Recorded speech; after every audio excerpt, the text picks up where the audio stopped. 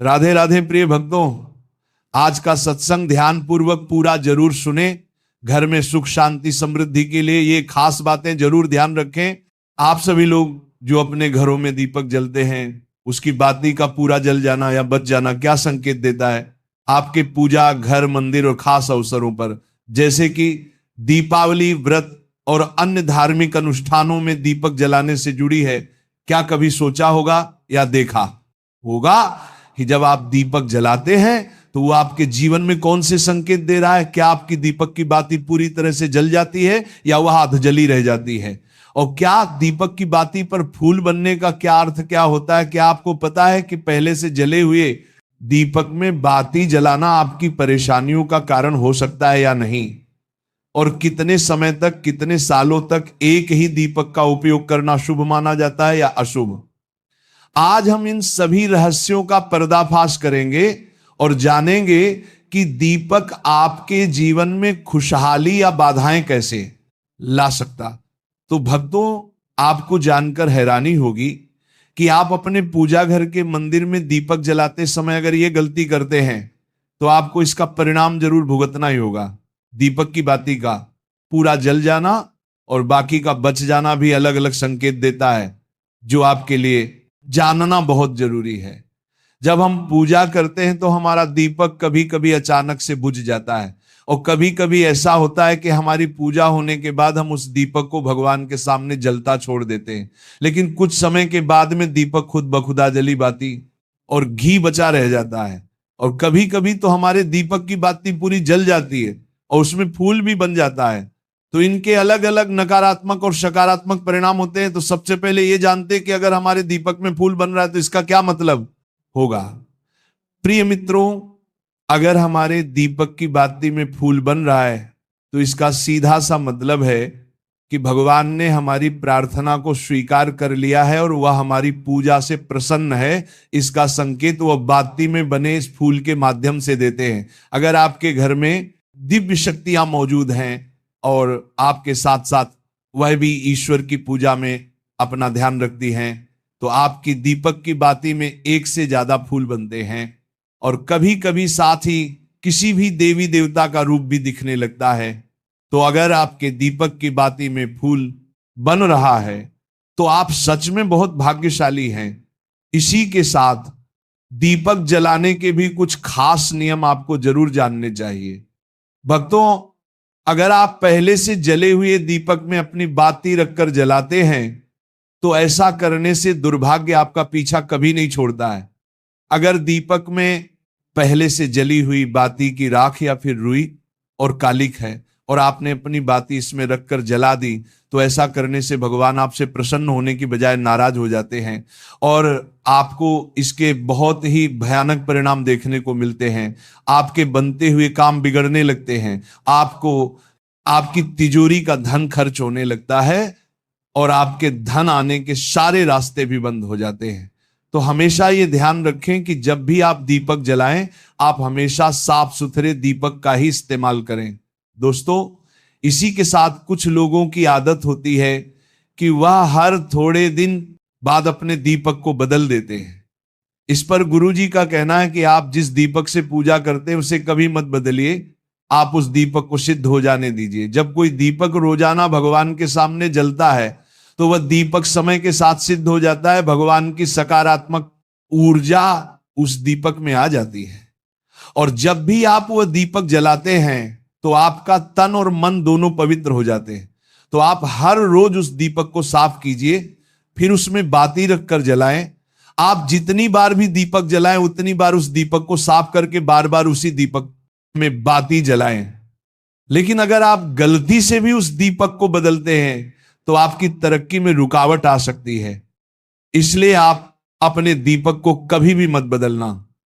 10 साल 20 साल तक आप उसी दीपक में लगातार बाती जलाएं, इससे आपका दीपक सिद्ध हो जाएगा। और आप इसका चमत्कार अपने घर में भी देख सकते हैं। अगर आपके घर में कोई भी रोगी हो, बीमार हो या किसी का बुखार नहीं जा रहा हो, तो आप इस दीपक को थोड़ी देर के लिए किसी बर्तन में डालिए और अब उस रोगी को ये पानी पिला दीजिए। 10 से 15 मिनट के भीतर उसका बुखार उतर जाएगा। वहीं अगर आपके घर में किसी को नजर लगी हो या फिर आपके व्यापार में किसी की नजर लगी हो, आपका धंधा अच्छे से नहीं चल रहा हो, तो भी आप इस दीपक को तांबे के बर्तन में पानी भरकर उसमें डाल दीजिए और रात भर के लिए छोड़ दीजिए। अगले दिन सुबह पानी का छिड़काव अपने घर में और अपनी दुकान पर करिए।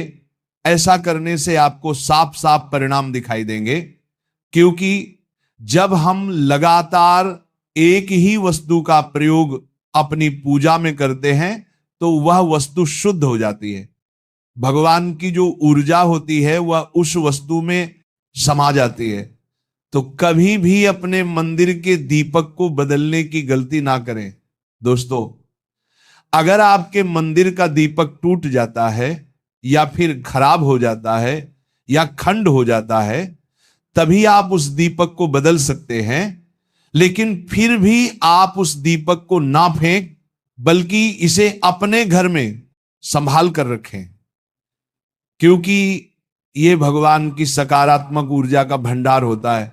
वहीं अब आपको ये भी बता देते हैं कि अगर आपके दीपक की बाती पूरी नहीं जलती है और आपके दीपक में घी बच जाता है तो इसका क्या परिणाम होता है। सबसे पहले ये देखिए कि अगर आप किसी भी पेड़ पौधे की पूजा कर रहे हैं और पूजा में जलाया हुआ दीपक पूरा नहीं जलता या फिर उसमें घी बच जाता है, तो इससे आपके घर में बीमारियां घर बना लेती हैं और ये बीमारी कभी भी आपका पीछा नहीं छोड़ेगी। तो जब भी आप किसी भी पेड़ पौधे या मंदिर के बाहर किसी भी स्थान पर पूजा करें तो यह ध्यान रखें कि उसकी बाती पूरी जले और उसमें घी बचा हुआ ना हो, क्योंकि ये आपकी अच्छी सेहत के लिए बहुत ही अच्छा प्रभाव देगा।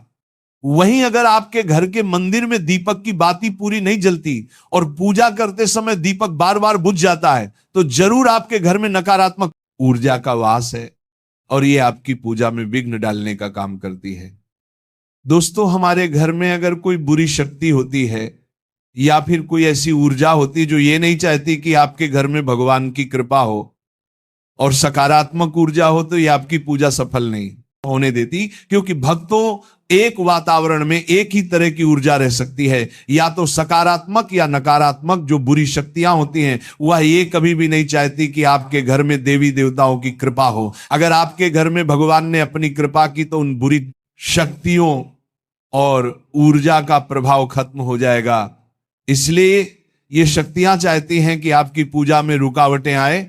इन्हीं के प्रभाव से हमारा दीपक बार बार बुझ जाता है या फिर दीपक की बातें पूरी नहीं जलती।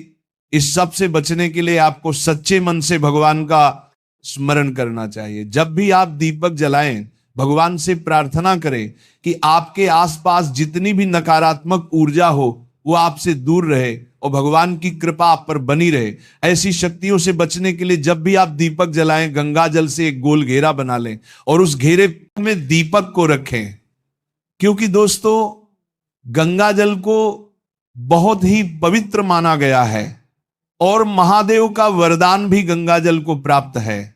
गंगा जल में सबसे पहले तो कोई भी बुरी शक्ति प्रवेश नहीं कर सकती, इसलिए गंगा जल कभी खराब नहीं होता और हर तरह की ऊर्जा को सकारात्मक ऊर्जा में बदल देता है। अगर आप गंगा जल से बने गोल घेरे में दीपक को रखेंगे तो यह आपकी पूजा में किसी भी शक्ति को बाधा नहीं बनने देगा और कोई भी नकारात्मक शक्ति आपके दीपक को बुझा नहीं पाएगी। आप निर्विघ्न अपनी पूजा संपन्न कर पाएंगे और देवी शक्तियां भी आपके जीवन में अपनी कृपा और आशीर्वाद बनाए रखेंगी। ये जो हमें दुख मिलते हैं ना, ये पाप के कारण मिलते हैं। लोग मारे घूम रहे हैं, दुख मिटाने के लिए सोचते हैं कोई जादू कर दे, कोई टोना कर दे, कोई जंतु बांध दे, कोई आशीर्वाद दे दे। अरे काहे को पागल हो? यदि तुम अच्छे आचरण करते हो, भगवान नाम जप करते हो, सधर्म से चलते हो, तो तुम्हें किसी से आशीर्वाद मांगने की जरूरत नहीं। बात मान लीजिए, प्रार्थना मान लीजिए। दिखावे में लाखों लोग अपने जीवन को नष्ट करने के लिए तैयार हैं। ये माया का ही तो दिखावा है जिसमें जन्म के जन्म हमारे नष्ट होते जा रहे हैं। सत्य मार्ग को क्यों नहीं पकड़ते हो? किसी के आशीर्वाद की जरूरत नहीं आपको आनंद प्राप्ति के लिए। आप आनंद के बच्चा हो, आनंद स्वरूप हो, जिनसे आशीर्वाद मांगते हो। उनके अंदर जो आत्म तत्व बैठा है वह तुम्हारे अंदर बैठा है, वही संपूर्ण आनंद लिए तुम्हारे अंदर बैठा है। तुम्हें किसी से गिज्ञाने की जरूरत नहीं, बस तुम अपने स्वरूप को नहीं पहचान पा रहे हो, अपनी शक्ति को जागृत नहीं कर पा रहे हो, इसलिए तुम दौड़े घूम रहे हो। भागने की जरूरत नहीं है। सत्संग सुनो, उसे अपने आचरण में उतारो। ये बात आप कागज में लिख लो, चाहे दिमाग में लिख लो। जब तक आपके आचरण शुद्ध नहीं होंगे, जब तक आप भजन नहीं करोगे, जब तक आप दूसरों को सुख नहीं दोगे, मन वचन कर्म से किसी को भी दुख नहीं पहुंचाना, तब तक आप भाग्य यहां से लेकर ब्रह्मलोक तक अगर आपको सुख मिल जाए तो बता देना, आ ब्रह्म भान लोक पुनरावर्तन अर्जुन, यहां सुख मिलने वाला है। आ ब्रह्म स्तंभ पर्यंतम सर्व माया जगत, यहां सुख मिलने वाला है। अगर सुख सिंधु भगवान का भजन नहीं करेंगे, बैठ के अपने घर में बैठकर आधा घंटा भजन नहीं करेंगे, मारे घूम रहे सोच रहे ये भगवान का अवतार है, हमारा कल्याण हो जाएगा। ए भाई, जब भगवान वास्तविक अवतार लिए और जो भजन नहीं किए उनका भी कल्याण नहीं हुआ। भगवान के अवतार के समय हम भी रहे होंगे, कहीं ना कहीं किसी जीव जंतु के कल्याण हुआ क्या? अब भजन करोगे तो कल्याण हो जाएगा, हमारी बात मान लो। बार बार आपको कभी कड़वे शब्दों में, कभी मीठे शब्दों में बताते हैं। ए भाई, बचपन से भगवान के मार्ग में लगे हुए हैं, हमको अपना कर्म भोगना पड़ रहा है।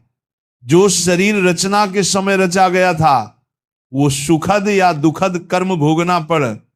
रामकृष्ण परमहंस जी के कैंसर था, भाई जी हनुमान प्रसाद पोदार जी के उदर में कैंसर था। बड़े बड़े महापुरुषों को भोगना पड़ा, तो प्रारब्ध को भोग लो। ये भोगने की सामर्थ्य नाम जप से आ जाएगी, और नाम जप करके जन्म मरण के चक्र से मुक्त हो जाओ। मान लो मेरी बात। क्या वृंदावन की परम पावन रज से बढ़कर त्रिभुवन में कोई रज है? इस रज में बैठकर तुम्हें आनंद नहीं मिल रहा तो कहां मिलेगा तुम्हें? क्या भगवान नाम से बढ़कर कोई अमोघ शक्ति है जो भगवान को अधीन कर सके? सुमीर पवन सुत पावन नाम अपने बस कर राखे रामू, लेकिन समझ में नहीं आता। ये जीव सोचता है कोई तपस्वी, कोई सिद्ध से हमारे दुख दूर हो जाए। नहीं, भगवान के वचन सुन लीजिए। देवी हेषा गुणमयी मम माया मामेव प्रपदते माया मेता तरते। ये गुणमय माया को पार करना बहुत कठिन है। एकमात्र उपाय है मेरी शरण में आ जाओ। हरिशरणम श्री कृष्ण शरणम मम। जब तक प्रभु की शरण में नहीं तब तक माया मुक्त पर। समझ में नहीं आता लोगों को, ऐसा लगता